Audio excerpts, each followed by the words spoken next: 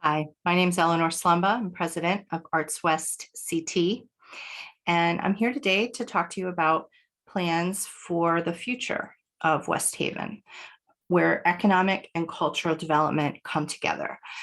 These are plans that have been vetted and discussed by leaders in arts and business communities here locally, and it's important that more and more people see them and have a chance to kind of weigh in and help perfect them as we consider how to move forward at this point in time. It's the arts can build business and business can build arts, and both communities can be considered mutually integral to our community's future. So that's the basis that we're starting from.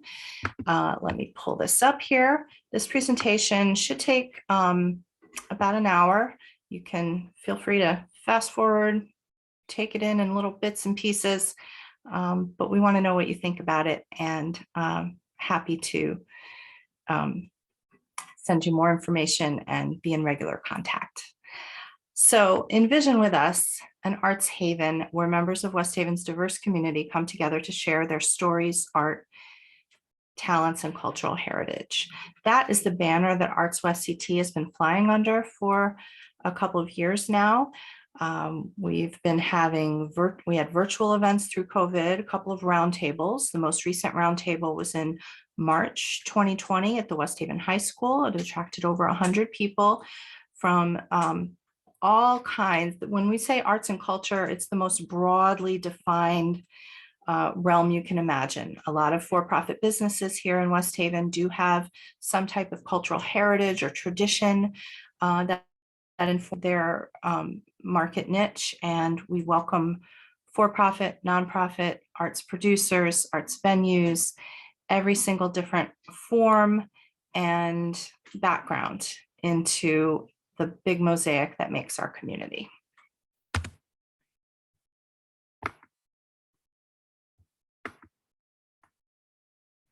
So 304 Center Street. This is a former Masonic temple that has been earmarked to be a future art center. We hope that future will come sooner rather than later. This would be an enormous cultural asset, really anchoring a whole ecosystem of cultural assets. And it's really been a long time in the making. But why are we even talking about this? Well, we got here because in 2011, Yale and the University of New Haven contributed to an arts center. This was under the administration of John Picard, and the building's kind of been sitting buttoned up since then. Although in 2016, a consultant was hired to lay the organizational groundwork for Arts West CT.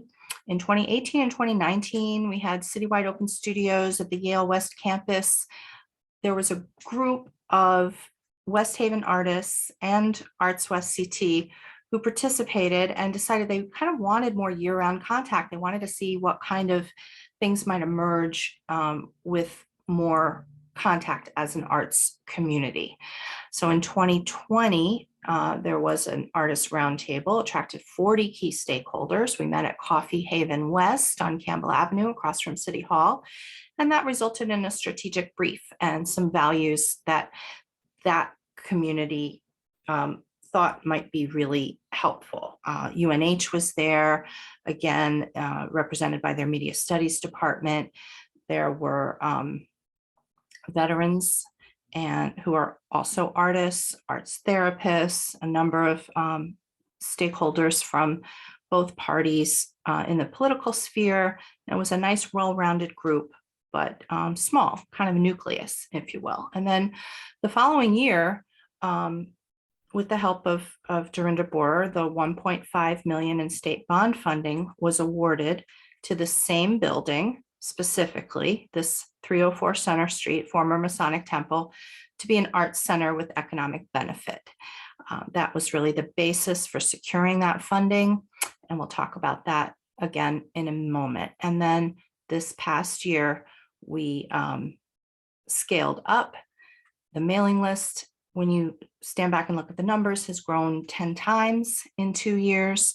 So there seems to be a slope of upticking interest and Arts West CT functioning as this public-facing arts service organization for West Haven.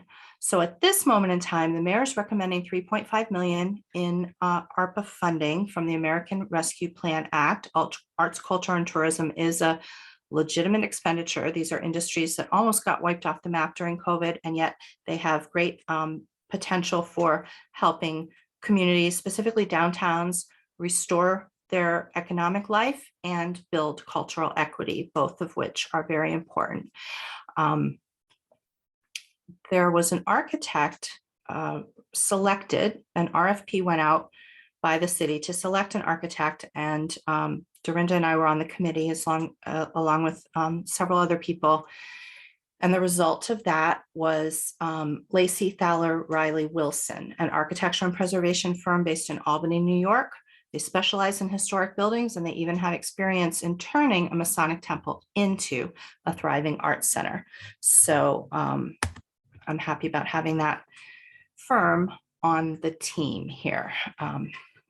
We have a 15,000, I'm not sure if that Zoom stuff is something that you can see. It might be getting in the way, but we'll do the best we can.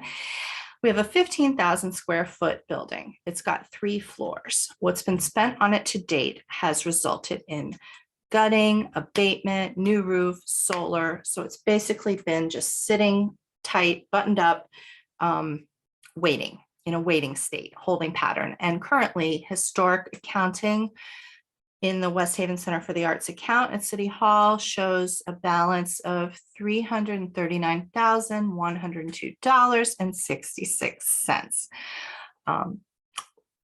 The projected phases, the next phase is the state bond money to provide access to the floors in the form of an elevator, basic stuff, bathroom, sprinkler system, lighting fixtures up to code, basically getting it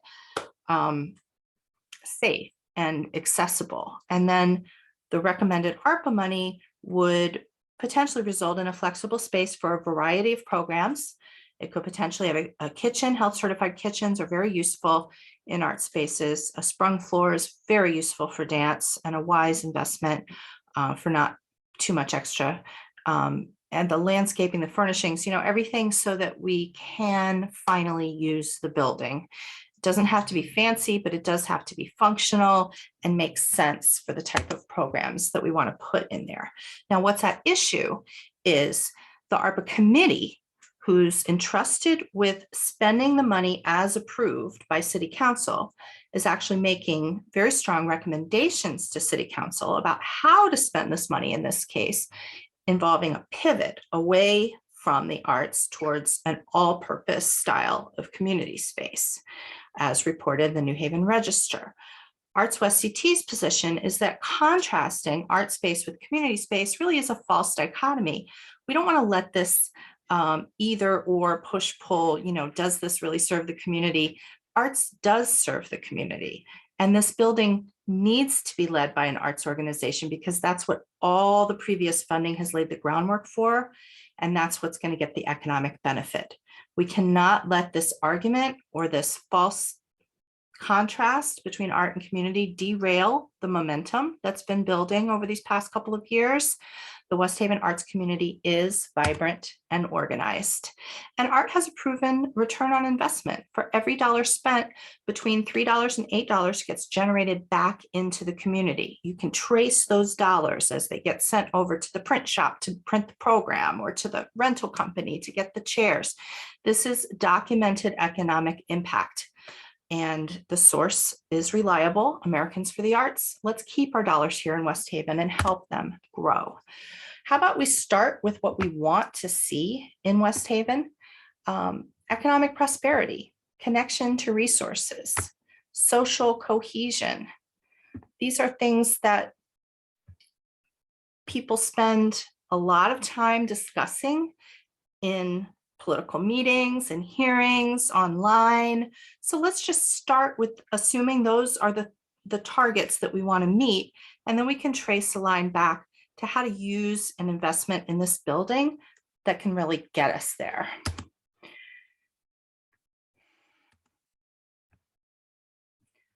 When we talk about economic prosperity in particular, we're talking about things like more thriving businesses that actually stay in business. It's not enough just to have a ribbon cutting. You can sell out at your ribbon cutting and then really be struggling a couple months down the road if you haven't built the community that's going to support you. Workforce development can include, jobs matched to available skills in the community, paths for young people. Maybe they aren't going to college and they still need a life plan and skills that are matched to available jobs. And of course, another aspect of workforce development are awareness of the resources in the community for training and professional development at different phases of a career to prepare for industry changes and changes in the whole economy of the region. And having a strong business community is super important to economic prosperity. And that really necessitates having a hub and a home and a place for contact so that the community can develop the trust among different business partners that results in innovation. And so the business community can function together in a coordinated way. In case you don't know, we're now under the umbrella of the Milford Regional Chamber of Commerce as our Chamber of Commerce, and they really do want to help West Haven. So we're happy to work with them.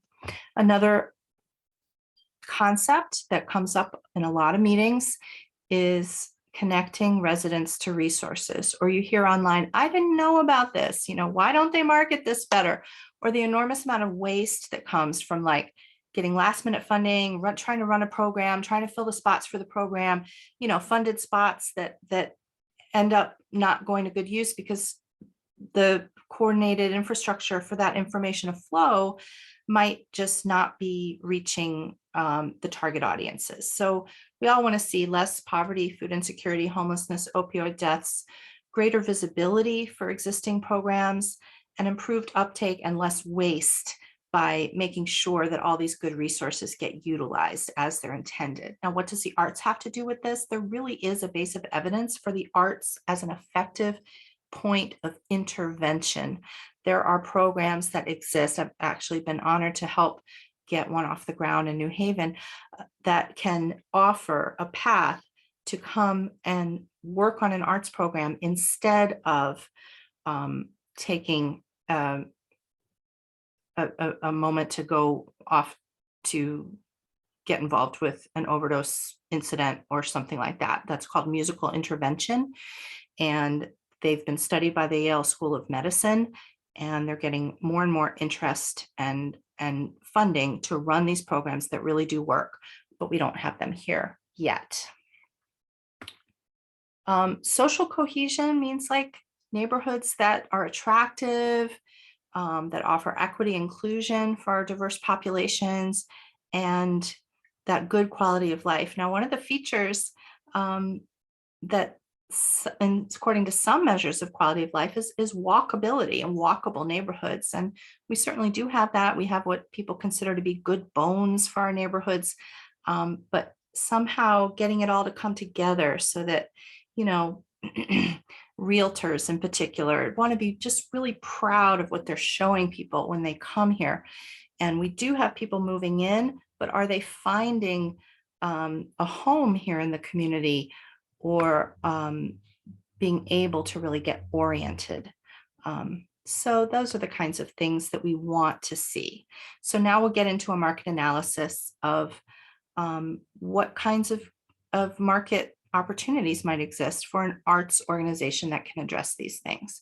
We have a population of approximately 55,000. The population proportion of people of color is over half. And most people have neighbors who are from different cultures. It's a block by block kind of mix here in West Haven. And we value that. A lot of people value that. How can we really leverage and showcase it? The education patterns here differ from surrounding towns. College is not necessarily a predominant path. We have about 25% of the population that's got a college degree. And that's important to consider as a making sure that programs are inclusive and don't make assumptions about people's education levels, and a lot of veterans. So that's just the basics. Probably nothing that you haven't already heard, but just so we're all on the same point of reference. The visitation and spend. Beaches are a regional draw. We have huge numbers coming from other places, other zip codes to our beaches. Not a lot for them to spend money on right down on the beach. And some of that is by default, and some of it is unfortunately by design. We have the potential to change some of it, but we can also kind of shift our attention from the beaches to the center of town, to where there is money being spent right now through the Campbell Avenue bar scene that's renowned, through the growing list of unique restaurants and ethnic markets. Some of this we may not, may go unnoticed, or we might even, have desire to frequent, but these are all like foundational things, pieces that are in place that can really help an arts and culture scene get really off the ground. The location of the 304 Center Street building, it's very central. Center Street. You couldn't be more central. It's on the bus line. It's near the train station. There's a municipal parking lot next to it. There's other street parking, and it's walkable to a lot of neighborhoods. It's also very visible. It's got that kind of iconic facade and those columns that you can see right from the city street and the passing sidewalk. And it's got every chance of being brought into a new kind of city square effect, because it's right behind City Hall. The back makes a direct line to the green. So it's in this kind of like axis right down there in the middle of town. Regional trends. We're considered an inner ring suburb. You probably know that, but so just looking regionally, New Haven's real estate market is pushing people out. There are artists moving here to 06516, buying their first home here. These are, established artists who may have developed their talents elsewhere, but they're coming here to build a phase of their life that we hope will be a very fruitful and productive one, and it can be. There's a rising need for mental health services, especially in children. That's a result of COVID, but it also existed prior. New England's creative economy is considered to be on the rise. There's maker spaces linking up to manufacturing industries. An example of that is Stanley Black & Decker now sponsoring Make Haven and really seeing paths from the maker spaces into high-paying careers in manufacturing, which is pretty exciting and in some ways innovative. People practice self-care now since COVID by seeking out creative outlets and inspiration. There's your paint and sip nights, there's yoga, there's different things that people do for themselves to be creative, to rejuvenate and face the stresses of daily life. And we also have retail strategies that involve creative entrepreneurship, pop-up vendors, co-working spaces, and one business kind of nested inside another business. These are proven retail strategies, and they can bring vibrancy to a place. The assets that we have to build on, we do have a cultural assets map. I'm going to click on this and hope it doesn't derail the presentation. Just to show you, this cultural assets map was built over the past 2 years. You can still add things to it. We hope that you do. But when you zoom in, you really see we've got assets in all different neighborhoods. They're not all concentrated downtown. We have an entire cityscape populated by performance producers, schools, landmarks, public space, events, houses of worship, libraries, and other features of a dynamic cultural landscape. So that's an exciting thing to build on. We used the same tool to build that map that the city of Boston, Texas, and Chicago, and even our colleagues at Hamden have used. And it's now on the city website if you're interested in taking a look in more detail. Number of strong civic traditions, a great deal of cultural heritage. Almost 70% of the items on the cultural assets map are representative in some form or fashion of a tradition or a cultural heritage. Many, as I mentioned, for-profit businesses that are creative or cultural in some respect or another, and a surprising amount of dance compared to theater and other performing arts. Usually there's about double the amounts on any typical map. You might see double the amounts of theater as dance, but here they're about neck and neck, which says something about the strength of dance as an art form here. Moving on with the market analysis, what are the gaps? Who's not being served by the current market trends? Educators and entrepreneurs are looking for spaces to teach classes and run workshops.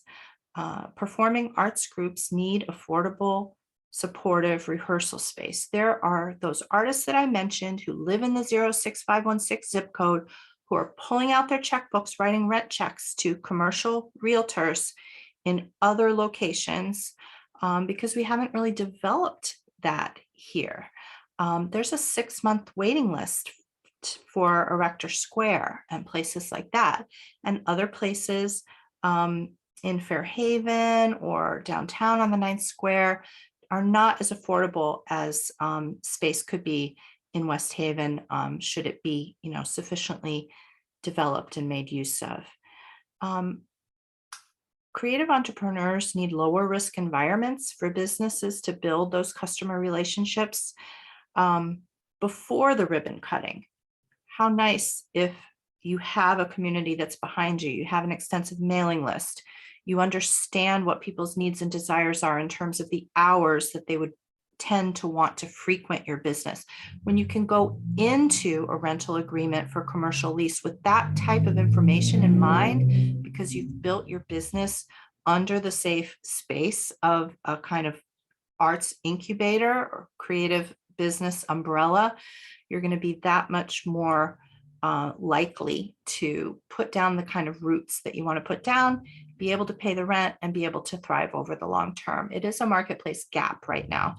And just walkable, no fuss, down to earth entertainment. People talk about, wanting to be part of a no nonsense kind of choir or improv troupe or, different things that are starting to bubble up in different forms and fashions. There's no place in the whole region to see reliably dance as an art form on a regular basis. There's no dedicated dance venues, which is a very interesting gap considering our asset demographics. And the International Festival is looking for new venues. If you didn't know, they are expanding. They had a couple of events here in West Haven this year at UNH. And the Long Wharf Theater is also in transition and looking for new places to have their productions and also to engage populations from different cultural traditions where they are living. And we certainly offer a lot of that. Municipal and community service gaps. Allentown has a desire and need and drive as a community, very rightly so, to be connected, included, and have access to the very same things as the center and the West Shore. There's perceived and real discrepancies there that we're wrestling with as a community. And right now there's that equity gap. Visibility for the veterans out in the community. There are veterans arts programs within the VA and in other services, places where veterans are creative, but we don't have a chance to see that out in the community, do we? And the youth center, the gap, the senior center gap have widely been discussed and addressed. New residents report difficulties getting oriented and plugging in, and outdoor events, present a burden to the city in terms of police overtime, cleaning up, trying to spin up different events outdoors where the weather's iffy. It's just a different type of dynamic, a different math economically than having a home base for all kinds of programs. So who are the key stakeholders in the 304 Center Street project? Well, we've got a roster of past funders: Yale, UNH, the state of Connecticut, the Connecticut Main Street Foundation. These folks haven't really been tapped yet about this new phase, but certainly have a vested interest in seeing the ultimate success of this project. And also potentially, when you go and read the memorandums of understanding written originally and the terms of past grants, an interest in ongoing support or being open to a renewed ask to update their involvement in future phases of the project. So we need to renew those contacts and flesh things out there. There are existing arts and community groups who have space needs: youth groups, senior groups, immigrant groups, and veterans groups. Immediate residential and commercial neighbors are always thought about a little late in the process. When Westville Bowl opened up not too long ago, the immediate neighbors had questions, and rightly so. And so the people in the district around Center Street, and there are residences fairly close by, I would love to see dialogues set up so that we can find out kind of how to activate and activate as much as possible while coexisting as peacefully as possible with the different types of uses on that block. Other local businesses, the Chamber of Commerce, the Economic Development Commission, definitely stakeholders, also, as well as parents and caregivers citywide. That includes educators, of course. Children's museums, that's something we can kind of like work toward or have an eye toward. All those kinds of benefits for this space are a real boon to educators. And even if we can think small and get things like that started, they can build up over time. You'll see what I'm talking about. Greater New Haven arts community is definitely saying more and more often, hey, there's stuff going on in West Haven, isn't there? And that's because of our recent efforts. So thank you for that. A number of civic partners, faith-based organizations, West Haven United being one of them. One of those folks said, you're never going to have to worry about having ushers or volunteers for these arts events, because when this art center really gets off the ground, we want to be there. All who are interested in and follow the work of West Haven Creatives, there's a big digital footprint. We have artists who have businesses online who fully support themselves and their families from these efforts, and all of their followers, as you can see when you look at the roster of artists who participated in Artist Sunday in 2020, create a wide net of stakeholders who can potentially follow, engage in, support, advance the work of this type of an art center. And that includes you, my friends. We're going to figure out on this journey how you fit into the picture, and that includes everyone. This vision includes the whole community. One of the things that's important to consider is how to base programs on sound principles of arts management. That means testing, running different growth experiments and testing them early and often. Keeping an artist-centric approach means asking, what do artists need? How can this community be hospitable as possible for artists to grow, for businesses to grow? It is heartbreaking to see a business that launched here and has a good base of support be in a position to just need additional space and not be able to find it or not have help finding it. Whereas in the kind of arts builds business builds art mindset, there's more of a flow of information and a network of economic development interest around the creative economy that can kind of help steward and map and point to anticipated needs so they can be filled. We want to plan iteratively. Sometimes when you plan, and we've seen, this is why the building's been sitting there since 2011, when you plan a whole big thing, by the time you get to a certain point, the market conditions have changed, so the plan's no good. I mean, a lot has changed in national and international arts, and just the way the arts are moving in communities since 2011, hence needing to revise and revisit. We don't want to compete with ourselves. There are a number of things already happening in viable venues like Viva Dance and Fitness. There's, comedy clubs happening at Best Western. There's a community theater space up on Bull Hill Road, a couple of them actually. And this art center shouldn't come out of the gate competing or doing things that are already happening, but more so being an anchor for the ecosystem, so that an existing group might find a way to plug in and use the resources of the art center to, again, help them thrive and grow and reach new audiences so that we can all prosper.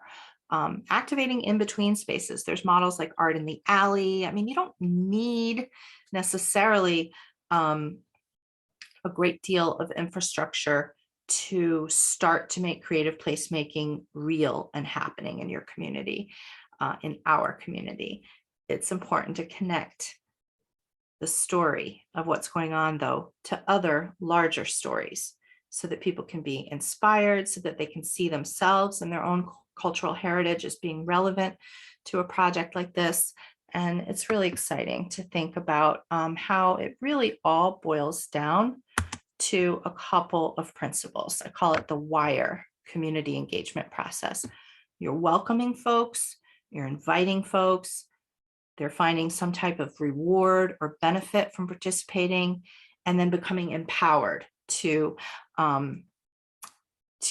create, produce, share, enjoy, amplify, to meet their own goals. So we can do this. We can engage folks along these lines.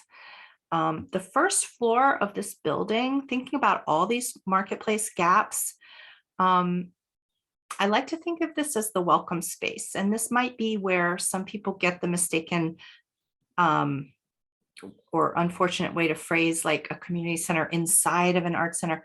We don't have to divvy things up because they're not at odds. But the first floor, yes, can be the front door to knock on, a welcome center. It could have culture camps. Community groups could book space. It could be very, very flexible, movable walls on wheels. You've seen spaces like that. Community art making and installations, support for creative businesses, training for different art jobs, the training of youth in running culture camps or in how to build a festival is very effective project management that can transfer to their job interests or future careers, whatever they may be. We can use this first floor kind of welcome, flexible community space to promote restaurants and historic walking tours. We can partner with Allentown. There can be a video screen that shows footage from other parts of the city so that people can get familiar with the totality of West Haven just by coming in to the Welcome Center at 304 Center Street. There could be central scheduling, booking, and marketing of arts events around West Haven, including at other venues. The Welcome Center could be a place to kind of get a glimpse of the whole big picture of arts and culture going, including specific groups. There could be like, these are the offerings we recommend for seniors this week in West Haven, for different age groups. Business after hours in partnership with the chamber.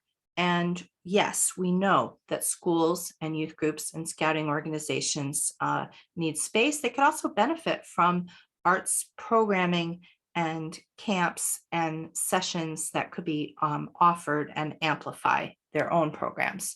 So we don't see it as drawing lines and defining whose space is whose, as much as managing this this place to serve a number of community needs. The second floor is really dedicated for performing arts, theater, dance space. There could be a handful of theater and dance groups that are considered anchor tenants that develop in residence and create programs that form the basis of what you're going to see on an average night in terms of entertainment. Various kinds of social dances, showings of works in progress, community choirs, humanities programs includes really just neighbors getting to know each other and telling the stories and hearing the voices that are already here. We could have speakers and film screenings that are relevant to the different communities we have here in West Haven. And that's very exciting to think about. The lower level, the basement, this was what was discussed as potentially just turning into office spaces, which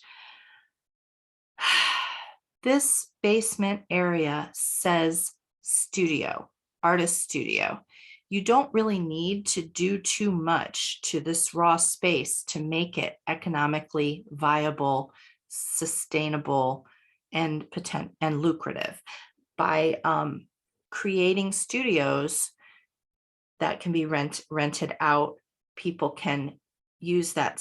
There's a separate side door to this basement, by the way, which is a very nice feature because it means that creative entrepreneurs or artists in residence can have customers come in and meet them through the side door and not disturb the camps or the theater groups that are going on upstairs. And what's cool about that is, all that first floor stuff I mentioned, a lot of it is during the day, right? And then you have the after hour stuff for the businesses at that like happy hour time. And then you have the performing stuff going on at night. So that's where you really have to be thinking in holistic terms to not have one group of users step on the other's toes, and to keep the needs of the whole community first and foremost. But down here in this basement, and kind of this world apart with its own separate door, you can have some pretty heavy duty power tools. You could have skills labs. You could have people learning skills in adjacent industries to the arts by having professionals in media come in and teach videography, for instance, other types of technical skills that are needed in the arts. There's so many different jobs that people don't even know about. I became an arts administrator. I didn't even know about arts administration as a career until I graduated from college, which is ridiculous. It should be on the menu at young ages to know that there's many different paths and there's many ways that the arts can contribute to helping them find their own path. In the future, we could fundraise and have a media center, a recording studio. UNH is already on board to want to build a course around documenting the work of the West Haven arts and culture community. Their media studies group is very friendly about videotaping events that we have. And this is something we can pick up and build on, coordinating with groups like CoLab that are graduating creative entrepreneurs from their incubator. Those entrepreneurs might need space, and West Haven is a really good place to land and develop for a while. And they could do it here for economic benefit for our community. And then you've got the website as another powerful seat of programming, as long as it's all considered together in a coordinated way. And you've got adjacent spaces like the parking lot and events on the green to consider. Digital programs could include booking possibilities so that it could be easy for outside groups to hire artists here in West Haven. Who's on the scene to be a vendor? Who's on the scene to be a presenter to this group about creative thinking or design work or whatever the topic is? Who could be a technical partner on a business project, creating a mural, for example, in their window display, or facilitating a civic dialogue, or finding a way to do problem solving through the arts? We can do that. We can be that type of a community focused, high quality art space. Now, what kind of revenue streams can be developed? It's been quoted that this building is going to cost about $125,000 a year to run. That seems like a fair number. A couple of things about it, though. More than half of that is custodial and just facilities management. So that's a variable cost, right? We're not obligated to use any particular contract, but could, a third party managing the space could shop around and get the best deal they could on those personnel. Something to consider is that since the building is owned outright by the city, the ability to offer below market rental rates is a draw that could support occupancy. So in other words, if we can be competitive against similar square foot rental options in New Haven, we can make sure that those options are utilized and have that income coming to us, to the center. Things like parking. Typically, there's a private garage somewhere in the vicinity of an arts center.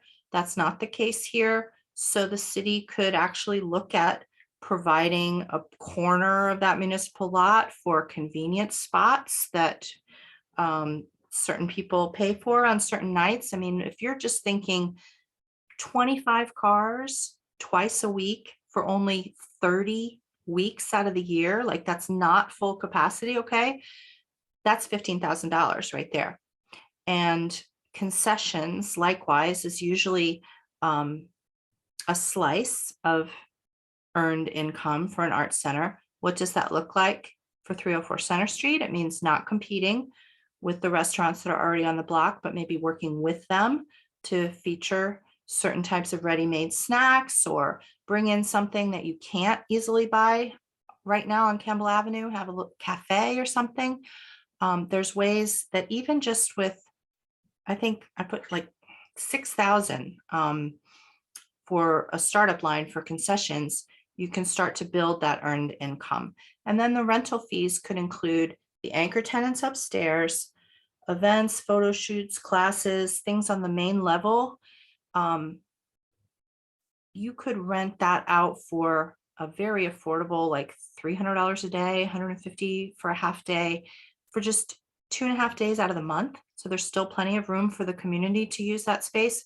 But if you're also renting it out, that's another powerful and important revenue stream. I think that comes up to like $9,000 a year. Every little bit helps. And then downstairs, if you have 4 or 5 artist studios, say you're renting them out for a very flat, reasonable amount, and providing some types of services, mentorship, assistance with permitting and, space finding and audience development, general kinds of things that creative businesses need, you're going to be well subscribed. And it's not hard to see a scenario where 3/4 of the projected expenses to run this building are covered by earned income, which is healthy for an arts group. And contributed income sources, of course, there's great potential for grants, local, state, federal grants. The NEA usually puts in a percentage for overhead. It's hard to just get quote unquote general operating support. No one finds it as interesting to pay the light bill as they do to support programs, but there's usually a percentage that does contribute to the light bill. And then we have a number of generous foundations and very right-minded foundations when it comes to, how to build an ecosystem. And that's exciting to think of what those relationships could be like over the long term. We have former funders who have mentioned providing operating support that we need to consider and go back and talk to. And then things like the culture camps, the welcome center, all of that can be very sponsorable, to make up a word. There's digital ways of getting money through infrastructure online, like the Great Give, Giving Tuesday, these big annual events. And of course, most arts organizations do some type of a fall fundraising event or a gala or something. But all of that, if you're just very conservative, could a quarter of the total operating expenses could be covered by these types of contributed income sources, and they can all grow. And I believe they would grow, well, there's market potential to suggest that they would grow at a pace greater than the any potential increases to the utilities and the other bills to run the building. Now, remember that $339,000 I said was in the bank? If you just took in the city account, I mean, for the Arts Center, if you just took 200 of that and put it in a fund, say at the community foundation or somewhere, a managed donor fund, using the 2020 market benchmark rate of 4.2%, that's going to give you $8,400 a year. So what's nice about the idea of putting a chunk of what's in the account balance now into a fund is it's there in case of emergencies or repairs to the building, because we don't want to put the taxpayers at risk. And they shouldn't be, and MARB won't let us be. So we might as well build in a scenario that offers some of that protection.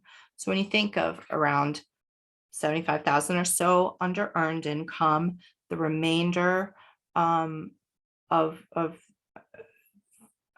like 44,000, 45,000 for contributed income, and then the remainder coming from the interest that I just described, that's coverable, very coverable on a sustainable basis with room to grow in this building. How have these kinds of programs and this type of model worked in other communities?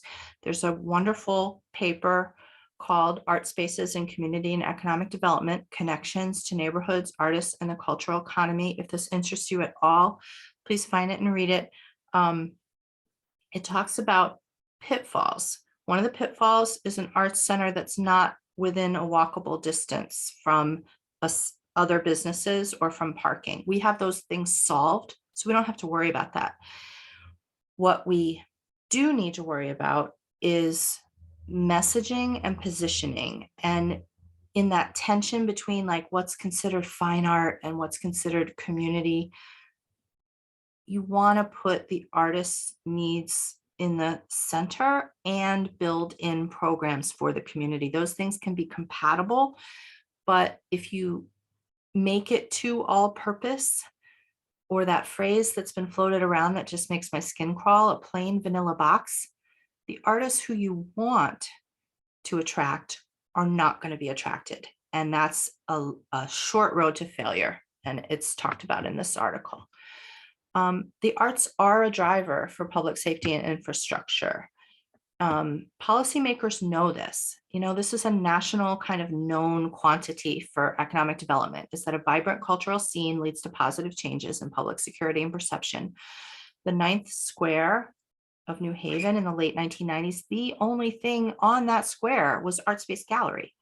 And now there's so much, but you know, people need to be walked by the hand sometimes and shown that it's safe. There was a program, the way this occurred on the 9th Square, and I was interested to be a part of it later, is that in 2005, an initiative known as Project Storefronts came in. It was actually a National Endowment for the Arts grant that started the Project Storefronts program, which was about developing creative entrepreneurs as fully fledged business models, and they began to incubate businesses. Now, a number of the businesses shown here, Musical Intervention, EcoWorks, Strange Ways, these are all ones that I personally worked on while I was directing that program from 2014 to 2017, and they're all still in business. So 5 years later, that makes me very happy and hopeful about applying those same principles and tactics to our scenario here, with modifications for the current climate and moment, of course. Here are some measures of success. We can track and demonstrate things like program offerings led by diverse artists, programs that are well attended, uplifting the community. We want programs developed by artists who represent the community, point blank. And there's no reason that can't happen here, but someone has to be like kind of stewarding it, managing it. Sometimes space is not enough, you know. The community-made art starts to light up our city, measured by positive press. Last week's notices about Make Music Day were very, very heartwarming. We got a lot of great feedback. There's no reason that just can't be a constant steady stream of like, oh my gosh, what's going on in West Haven this week for seniors, for youth, for different groups. It's all possible. Creative businesses signing commercial leases. There needs to be an exit strategy and kind of a graduation process out of our incubator. And when that happens, you start to see the real economic impact of artists taking out leases elsewhere nearby. And that can be demonstrated, tracked, measured, reported on. Non-organizations seeking out and hiring creatives. Website bookings, the analytics on the back end of a website are a very simple way to track that. And we want to see West Haven be considered an attractive destination, drop-ins to the Welcome Center. It's very common to collect zip codes when people do that. So you can really see, you know, if somebody's coming to the beach, they might stop in at the Welcome Center first and find out what else is going on. We've spoken recently with potential anchor tenants interested to be in residence and provide staffing and entertainment for 304 Center Street. The market fit for this is real. This is not theoretical. Now is a unique moment and a window of opportunity that will not come again. What are the next steps? To connect the arts and business communities. Saturday, July 23rd, save the date because Fuse Theater at Gateway Christian Fellowship is putting on Lost Girl. This is a wonderful play. We're going to have an arts and business meetup in between the matinee and the evening performances. So we want you there. The more we're all kind of in the same room talking about the same things, this kind of energy is going to grow. There's a workshop coming up in August or September, dates to be announced, facilitated by the Air Institute and supported by the Connecticut Department of Economic and Community Development, called the Shift Workshop. This builds on the Arts Builds Business Builds Art workshop that we did on June 10th at the West Haven Academy of Karate. And it's something that if you're interested in, you can certainly participate in. We're able to fundraise now. Fully tax-deductible donations are possible to Arts West CT thanks to fiscal sponsorship through the Arts Council of Greater New Haven. I'm really pleased about that. I'll be putting out more information in the coming days and weeks. And thank you for listening to this presentation. We want to know what you think. Our email is artswestct@gmail.com. And if you're not subscribed to the newsletter, please subscribe. Tell your neighbors and friends to subscribe. We hope to see you at the artist meetup on July 23rd between the Fuse Theater events. And we'll even have a group discount so we can all go see the play together for the generously discounted flat rate of $10. So thanks for watching. Talk to you soon. Bye.